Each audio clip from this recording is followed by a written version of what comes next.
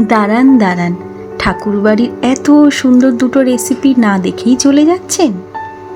হ্যাঁ, আজও দুটো রেসিপি নিয়ে এসেছি, তাও আবার ঠাকুরবাড়ির রন্ধনশালা থেকে।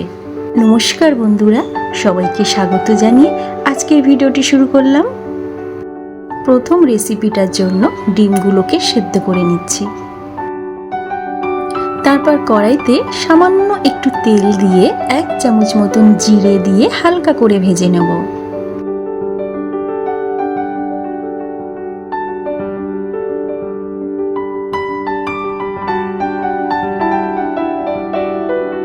জিরেটা হালকা করে ভাজা হয়ে গেলে তারপর ঠান্ডা করে শিলে বেটে নেব। তার আগে আমি জিরে আর ধনে একসাথে বেটে রেখেছিলাম আর একটু কাঁচা লঙ্কা বেটে রেখেছিলাম। এবারে ভাজা জিরেটাকে বেটে নিচ্ছি।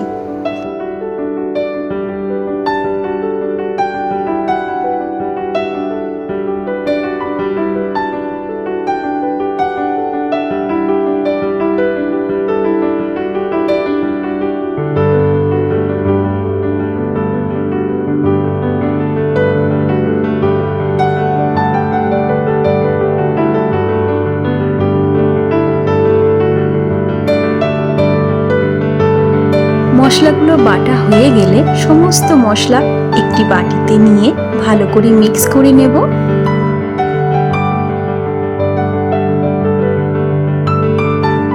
তার সাথে দিয়ে দেব একটু হলুদ গুঁড়ো, একটু পাতিলেবুর রস,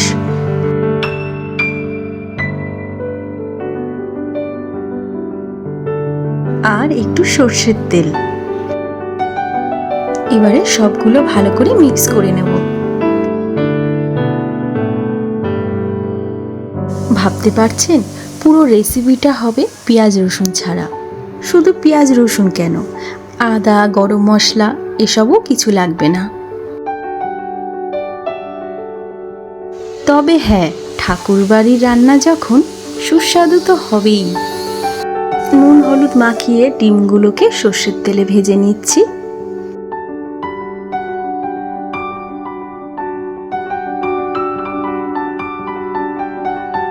এরপর কড়াইতে আরেকটু সর্ষের তেল দিয়ে তাতে একটা শুকনো লঙ্কা দিয়ে দেব।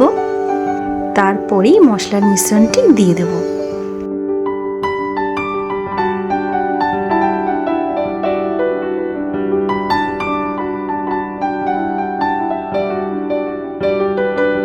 স্বাদ মতো নুন দিয়ে দিলাম। আর হ্যাঁ, মশলাটা কিন্তু বেশি কষানো যাবে না। এবারে পরিমাণ মতো গরম জল দিয়ে দিলাম।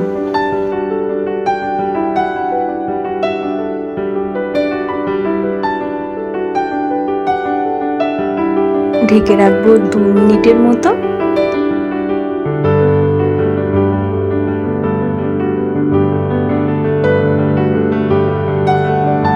আর 2 মিনিট পর ঢাকনা খুলে ভেজে রাখা ডিমগুলো দিয়ে দেব।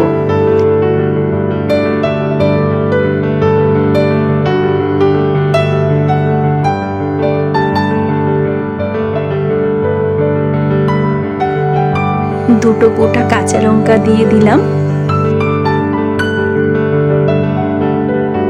আবারও কিছুক্ষণ ঢেকে রাখবো। প্রত্যেক সপ্তাহে অনেক নতুন নতুন দর্শক বন্ধুরা আমার সাথে যুক্ত হচ্ছেন। অনেকেই আছেন যারা কেবলই শুধু দর্শক, ইউটিউবে তাদের কোনো চ্যানেল নেই, তারাও কমেন্টে এত ভালোবাসা দিয়ে যাচ্ছেন। আমি সত্যিই খুব আপ্লুত। আপনাদের সবাইকে অনেক অনেক ভালোবাসা। ব্যাস, তেল ছেড়ে এসেছে যখন, রান্না কমপ্লিট।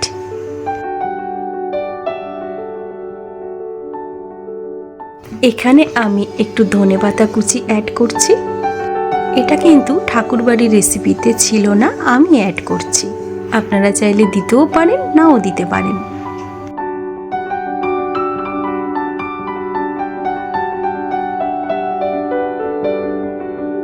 ব্যাস, প্রথম রেসিপিটা আমার কমপ্লিট। চলে আসা যাক দ্বিতীয় রেসিপিতে। তার জন্য একটি শুকনো কড়াইতে মুগ ডাল রোস্ট করে নেব।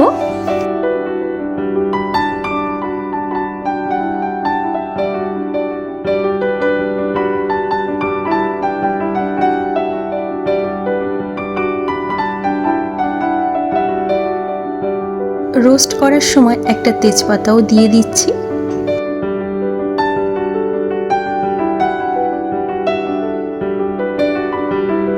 ডালটা ভাজা হয়ে গেছে, এবারে তুলে ধুয়ে রেখে দেব। এরপর কড়াইতে দিয়ে দিচ্ছি কিছুটা জল।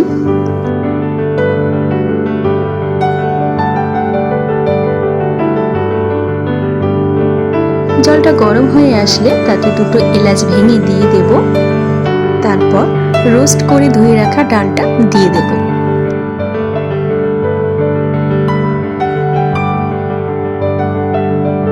এবারে ঢাকা দিয়ে ডালটা সেদ্ধ হতে দেব।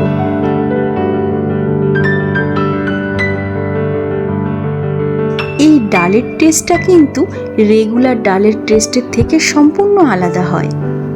এতেও কিন্তু বেশি মশলা পড়বে না।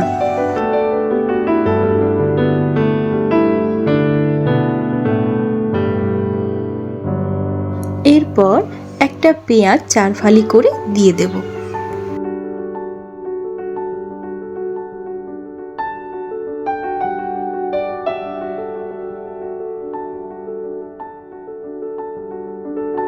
পেঁয়াজটা দেবার পর আরো কিছুক্ষণ ঢেকে রাখবো।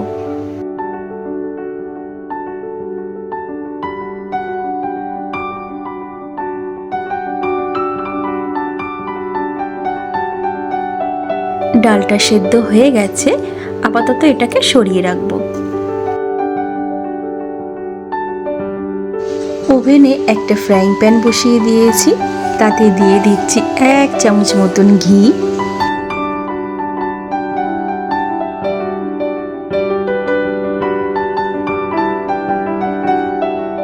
তারপর ঘিয়ের মধ্যে দিয়ে দেব 1 টেবিল চামচ মতন পেঁয়াজ বাটা।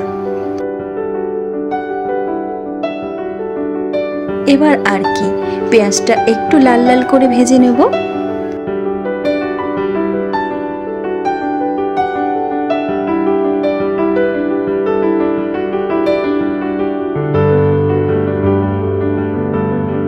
দেখুন একটু লালচে হয়ে গেছে।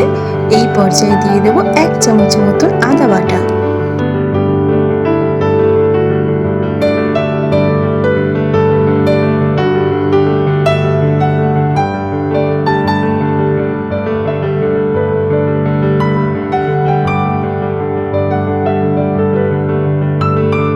আদা আর পেঁয়াজটা একটু ভাজা ভাজা হয়ে আসলে তাতে দিয়ে দিলাম একটু লঙ্কা বাটা। আমি এখানে পাকা লঙ্কা বাটা দিয়েছি।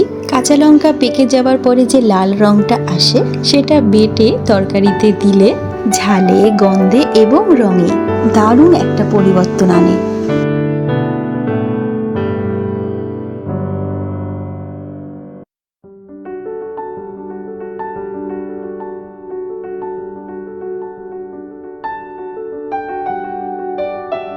মশলাটা রেডি, এবারে সেদ্ধ করে রাখা ডালটা দিয়ে দেব।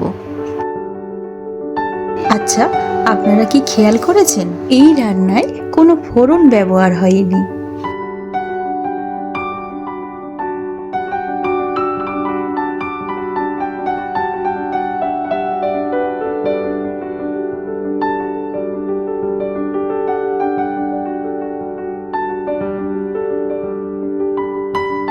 স্বাদ মতো নুন দিয়ে দিলাম। এরপর আসবে 1 কাপ মতো নারকেলের দুধ। এটাই মেন উপকরণ, আর কোনো রকম জল ব্যবহার হবে না। ঠাকুরবাড়ি এই রেসিপিতে কোনো রকম হলুদ ব্যবহার ছিল না, তবে আমি সামান্য একটু হলুদ দিয়ে দিয়েছি।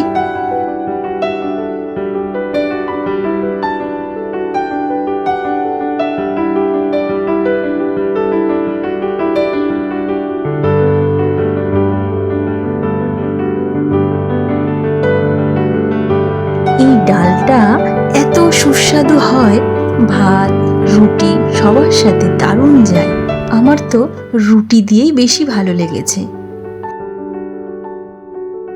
দ্বিতীয় রেসিপিটি প্রায় কমপ্লিট হয়ে এসেছে।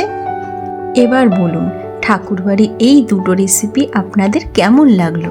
কমেন্ট করে অবশ্যই জানাবেন, আর ভালো লাগলে লাইক করে দেবেন, শেয়ারও করে দেবেন। আর চ্যানেলে নতুন এসে থাকলে চ্যানেলটিকে সাবস্ক্রাইব করে পাশে থেকে যাবেন। আজ তাহলে আসি, সবাই ভালো থাকবেন, ধন্যবাদ।